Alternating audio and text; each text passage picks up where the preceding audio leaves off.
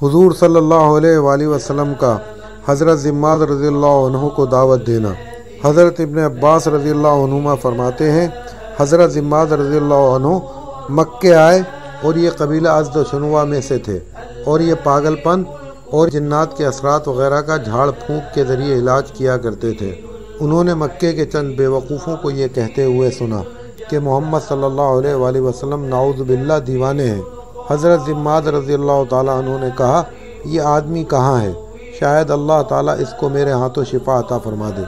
हज़रत ज़िम्माद रज़ियल्लाहु अन्हु कहते हैं, मेरी हुज़ूर सल्लल्लाहु अलैहि वसल्लम से मुलाकात हुई। मैंने उनसे अर्ज़ किया, मैं इन खारजी असरात का झाड़ फूंक से इलाज करता हूँ और अल्लाह ताला जिसे चाहें मेरे हाथों शिफा अता फरमा देते हैं, तो आओ मैं आप सल्लल्लाहु अलैहि वसल्लम का भी इलाज करूँ। इस पर हुज़ूर सल्लल्लाहु अलैहि वसल्लम ने खुतबा मसनूना का इब्तिदाई हिस्सा 3 मरतबा पढ़कर सुनाया, जिसका तर्जुमा यह है, बेशक तमाम तारीफ़ें अल्लाह ताला के लिए हैं, हम उसी की तारीफ़ करते हैं और उसी से मदद मांगते हैं। जिसको अल्लाह हिदायत दे दे उसे कोई गुमराह नहीं कर सकता और जिसे वो गुमराह कर दे उसे कोई हिदायत नहीं दे सकता। मैं इसकी गवाही देता हूँ कि एक अल्लाह के सिवा कोई माबूद नहीं और उसका कोई शरीक नहीं। हज़रत ज़िम्माद रज़ियल्लाहु ताला अन्हु ने खुतबा सुनकर कहा, अल्लाह की कसम, मैंने काहिनों और जादूगरों और शायरों के कलाम को बहुत सुना है, लेकिन इन जैसे कलिमात कभी नहीं सुने। लाइए हाथ बढ़ाइए, मैं आप सल्लल्लाहु अलैहि वसल्लम से इस्लाम पर बैत होता हूँ। चुनांचे उनको हुज़ूर सल्लल्लाहु अलैहि वसल्लम ने बैत फरमा लिया और उनसे फरमाया कि ये बैत तुम्हारी कौम के लिए भी है।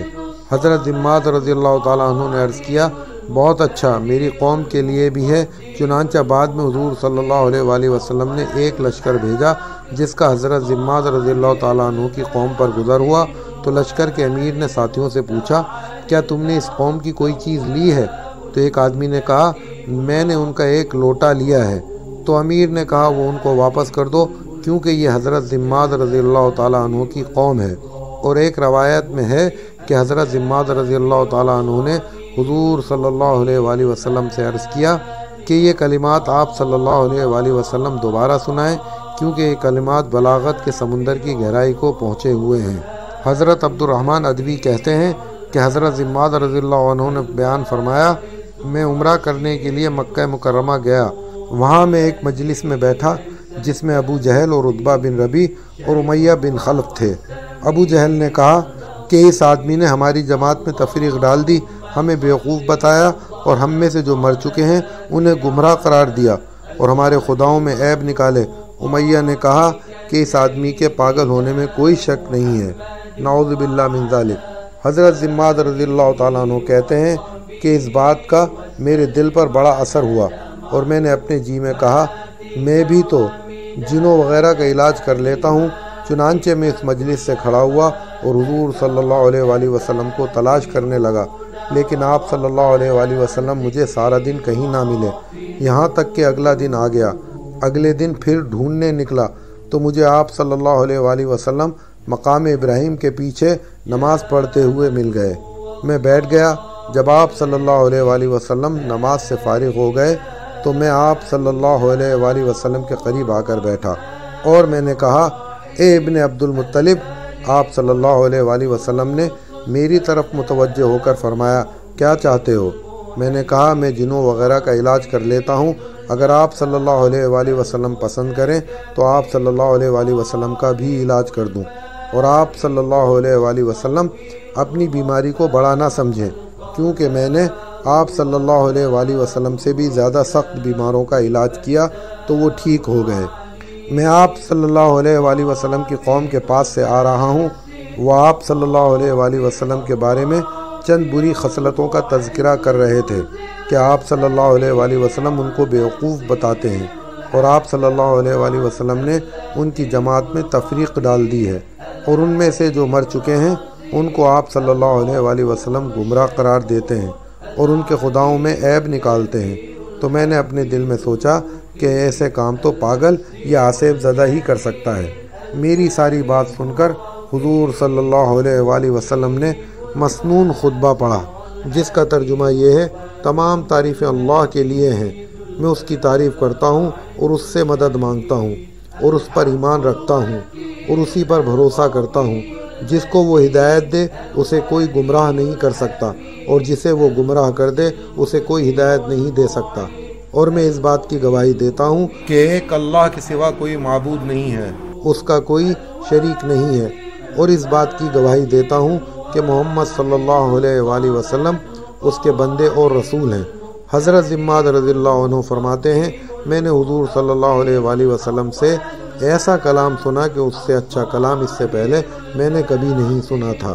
میں نے آپ صلی اللہ علیہ وآلہ وسلم سے اس خطبے کے دوبارہ پڑھنے کی گزارش کی، جس پر آپ صلی اللہ علیہ وآلہ وسلم نے دوبارہ خطبہ پڑھا۔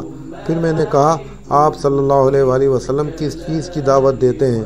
آپ صلی اللہ علیہ وآلہ وسلم نے فرمایا، میں اس بات کی دعوت دیتا ہوں کہ تم ایک اللہ پر ایمان لاؤ جس کا کوئی شریک نہیں ہے، اور بتوں کی غلامی سے اپنے آپ کو آزاد کر لو، اور اس بات کی گواہی دو کہ میں اللہ کا رسول ہوں۔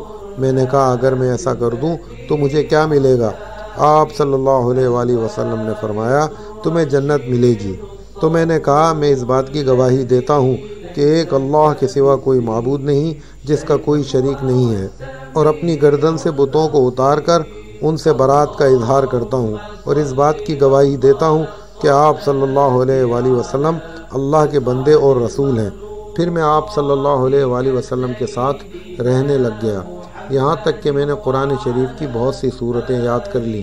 پھر میں اپنی قوم میں واپس آ گیا۔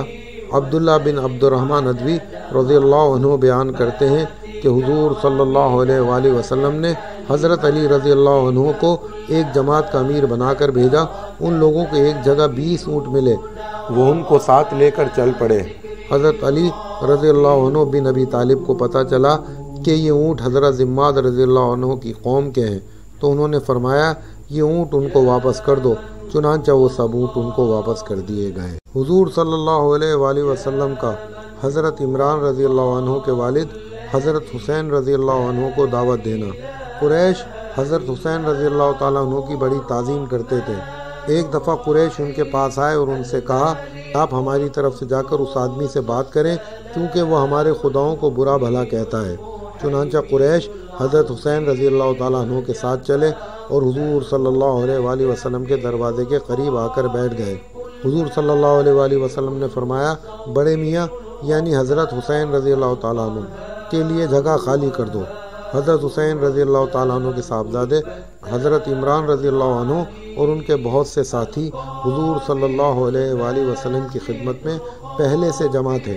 حضرت حسین رضی اللہ تعالیٰ عنہ نے کہا کہ یہ کیا ہو رہا ہے کہ ہمیں آپ صلی اللہ علیہ وآلہ وسلم کی طرف سے یہ باتیں پہنچ رہی ہیں کہ آپ صلی اللہ علیہ وآلہ وسلم ہمارے خداؤں کو برا بھلا کہتے ہیں، حالانکہ آپ صلی اللہ علیہ وآلہ وسلم کے والد تو بہت محتاط اور بھلے آدمی تھے۔